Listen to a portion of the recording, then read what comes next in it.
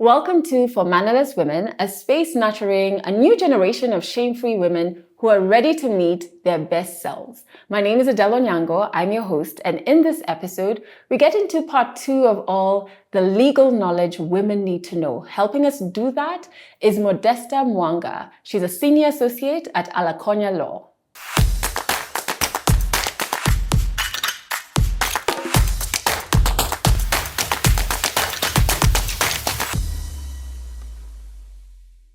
All right, so in part 1, we met Barbara, and Barbara taught us a lot, but she's also very passionate about mentorship. And one of the people she mentors is Mwanga. How are you doing? Very well, thanks. Yes, and I think you're such a fire force. I had contact with you and we worked together when I was going through my divorce process, and I have to say thank you for everything that you did for me. But what are other laws that you feel women need to be aware of? And maybe we could start with, a woman is watching this, she has children. We don't often talk about it, although we have in this first season, death. What do you think women need to think about in terms of their death and legally making sure their children are going to be okay? Okay. Yeah, not to be morbid, but we all have to anticipate death at some point. What I'd advise women to do is, traditionally, people have been writing wills, but currently, and we've seen from the big estates, I won't mention names, but for the big politicians in the nation, people are now opting to do trusts. This is because comparatively, with trusts, they're barely contested. Then, because in cases of wills, say a woman dies and decides to, before they die, definitely they write a will, then they're dead, and now someone wants to contest.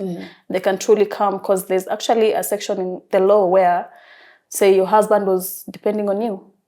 They're actually entitled to your estate. The same way, if that husband was dead and you are dependent on them, you can be entitled to their estate. So say, that is why wills are not, they're becoming less popular now. Oh, because they're not foolproof. No, they're not foolproof because they can always be contested and they can be revoked. Then you have to go back to the entire succession process from the beginning.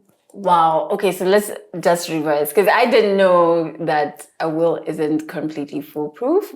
And I think I've heard of people contesting wills, but I just thought, you'll always fail because the will is like the holy grail. So the whole concept around wills is that courts tend to want to cater to everyone who was a dependent. Regardless of what you've written. So if you've written, I have 3 children and you're taking care of, say this guy came with another child, that you are the sole provider. And that child is a dependent. You are catering to their school fees, personal needs, everything. So what courts consider is who's a dependent in this case. The will is here, yes. But then why is child ABC left outside, and yet there's proof here Adele was paying school fees at Nova Pioneer. There's proof of constant. Yeah. And so what is a trust? A trust is a legal document that where you incorporate all your wealth, basically. All your wealth. Then now you have to put in trustees, people who will. It's by your choice, and it works. The difference between a trust and a will is that a trust will function from when you're alive. A will only works after your death. So when you can keep changing. Even for a trust, you can keep, when you buy more property and you feel you want to put in your trust, you put. So the difference is that a trust can start working when you're still alive. And so does it have, your trust has trustees, and is it more equally shared when you pass away? So again, according to your wishes. So if you put a trust functions like this. So say you have children who are still going to school right now. And from how you're looking at it, you have others who are wealthy, but they're your children, they're dependents anyway. You put them in the will to maybe just take care of the ones now who are the younger ones. Yeah. So say you have property somewhere around here that generates income every other time. Yeah. So now you put the ones that is constantly generating more income to these names. So that when you're dead, the income that is coming is still taking care of this one. Yeah. Okay, I get it. And so it has a lot more structure to it. Yes, a trust has a lot more structure and more.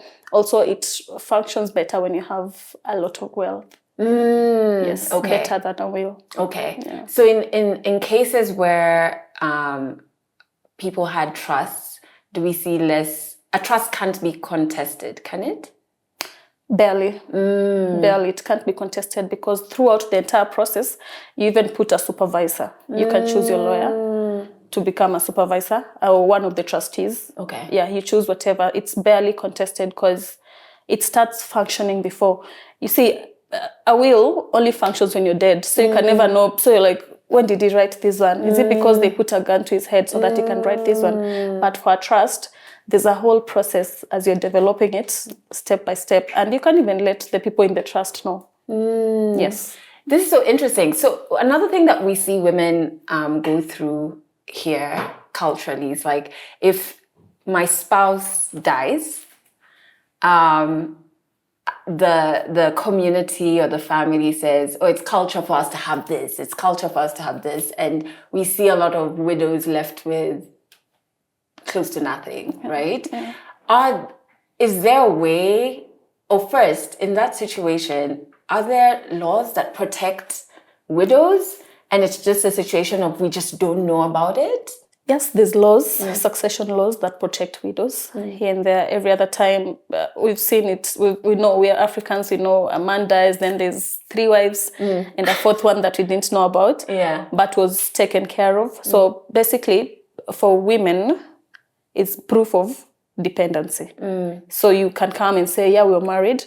And before I go on, there's one thing that women need to know. First, I think Barbara spoke about it. Ensure you register your marriage because, I mean, you can be married for 22 years and still cohabitation isn't, like customarily and according to the colonial laws, cohabitation used to be marriage, but now it's not. But however, in succession laws are they try to resonate with people on the ground. Okay. Because the reality can be that, fine, this man has 1 wife with, say, 3 wives, but the first one only is the one who has legally. Oh my God, okay. Yeah, and when you're married once, you've not divorced, you truly have no capacity to marry twice and 3 times and what times. So the law doesn't recognize the 2nd, 3rd, 4th. Well, when it comes to succession, it actually does. But now, for succession, it just can't be any woman. You have to come with proof. Like there's a case I've done where the husband was buried, say, in the 2nd woman's homestead and not the 1st woman. So that's proof that there was a relationship. There was dowry payment. That is sufficient proof for the succession court. Not for this is a marriage. Yes. Okay. Not for this is a marriage. If you can't, But for the succession court, you basically you just have to come and say, we've been living together. I've been dependent on him. He's been catering to this and this. There's proof of his payments for certain things. Keep the receipts. Oh my word! Ensure you keep your receipts. Yeah. So you have to prove that he was acting in the capacity of. And actually, even having children is not even in question at this point. You might have come to this marriage as a 3rd wife with your own children, but maybe this man was taking care of you, of everything. So proof of dependency. Let's take that situation. So if I came in as a 3rd wife, we don't have a marriage certificate, right? But I can prove he's been taking care of me and these 2 kids I came into the marriage with. Yes. That are not biologically his children. Yes. When so he passes away, we're going through this succession thing and we're fighting for like what's ours. Does the court take into consideration these 2 kids because I can prove he had paid? Yes. proof of dependency, come with the receipts. Yeah. I've done a number of cases where you find this man has been paying school fees. So a child won't suffer just because, I mean, he's been paying school fees for, say, 10 years. So now where do they go?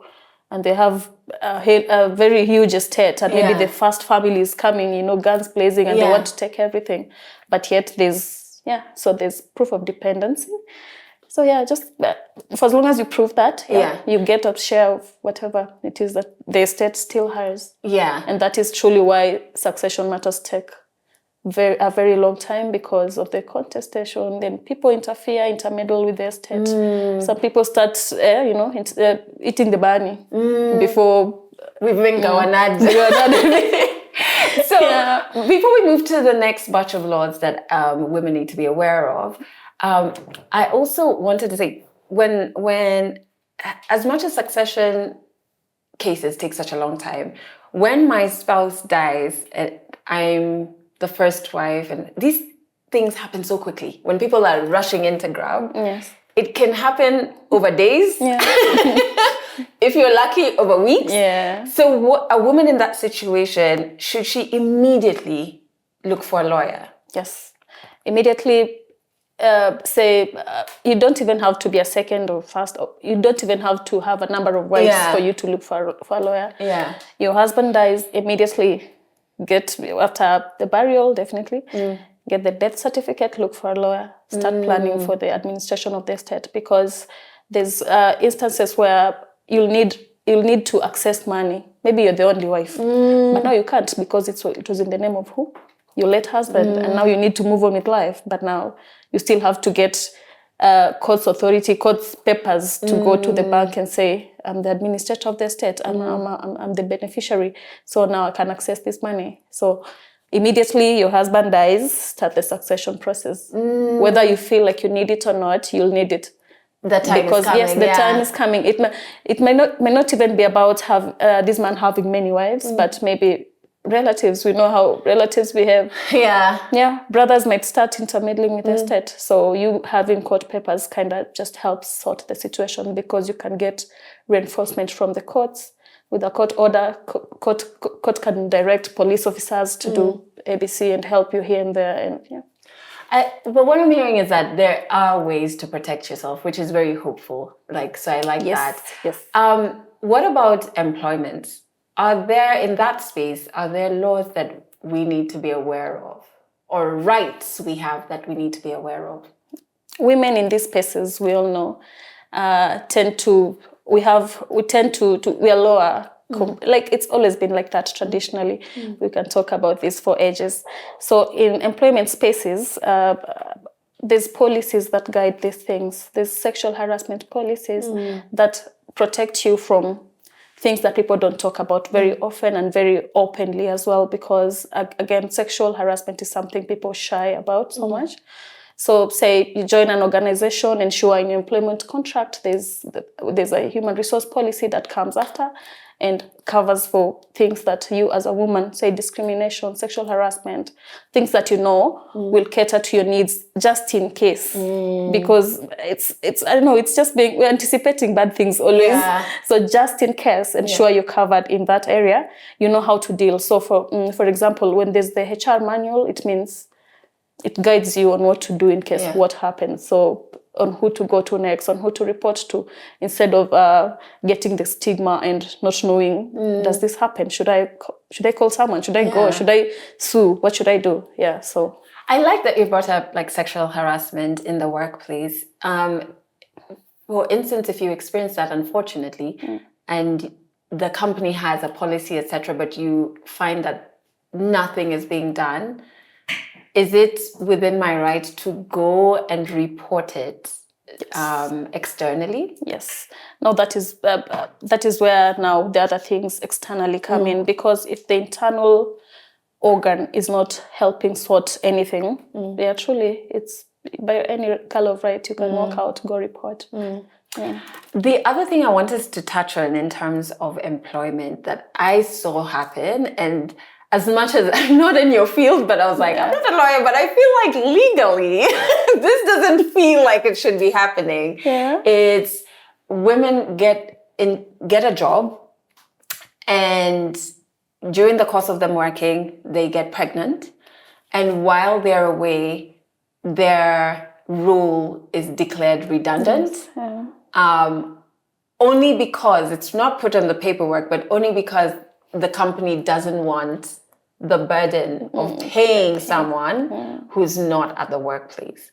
If that happens, what are my legal options? Okay. There's cases, millions of cases that we've seen women being discriminated by virtue of, I know there's offices, truly you can't walk in pregnant and get a job because it looks like a liability. And for that, the recourse, the legal recourse that you get in that instance is employment court. Just filing an employment suit stating this and this happened, I was discriminated here and there. If it is termination, because I mean, every woman is entitled to 90-day maternity leave. If there's organizations that would give you 1 month. So your child has not even grown the nose, but now you have to come back to the office and go back to working. So yeah, it's quite strange. But now when things like those happen, truly the employment court, and luckily for us, if you're in Kenya, basically most employment courts are pro-employee. Because you're the one who's you're the receiving end always. So for as much as they tend to, of course, they'll weigh options and look at what this and this, but most of them are pro-employee. Things like the pregnancy and whatnot, they're really strong cases. And it's wrong. It's legally wrong, right? To terminate me while I'm on my maternity. Yes. And do I also have redress? But it's hard. How do I prove it? If I walk in for an interview and I'm visibly pregnant, and how can I prove that's why they didn't take me on? So with that, truly to just be you, maybe blowing the horns out there because you're not an employee yet. So you have no rights. You'll just feel bad about it and maybe put on social media. But you're not an employee. For as long as you're not an employee, you two don't have a contract. So they have no obligation. Yeah, they don't owe you nothing. So it's just a bad day in office for you. Oh my God. Okay. And so are there any other laws that you feel passionate about? Because I know you have this like fiery energy. You're sitting calmly here, but I've seen you in action when it comes to cross-examining and stuff. Are there any other laws or legal knowledge that you think women should be aware of? Yes, for sure. I think one thing that I'd planned to mention is when after, say, a divorce or separation and you have children, first cause of action should not always be the courts. Try and settle, because us guys thrive in mess, because it's our field day, it's our day job. So there's something called a parental responsibility agreement. I've seen it even amongst my friends.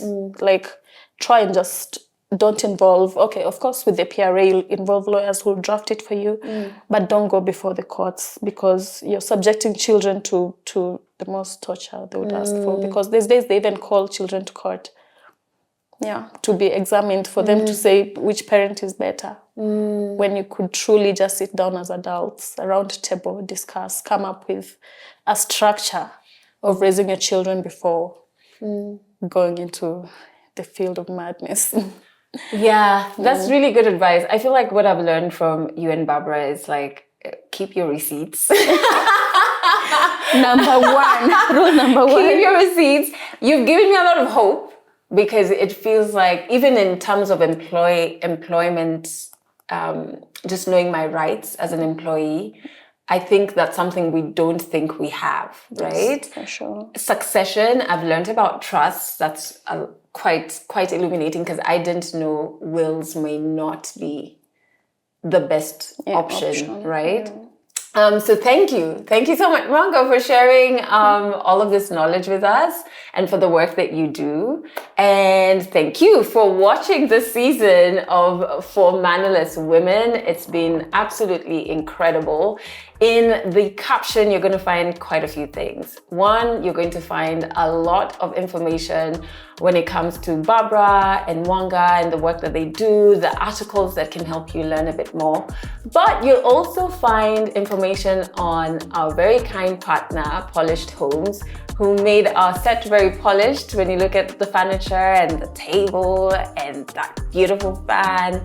And they have 2 different branches that you can go to see all of the different stuff that they have from different African countries as well. If you want more information on Polished Homes, in the caption, there's a link to their online store. Right now though, make sure you subscribe so that you do not miss out on the next season of For Mannerless Women.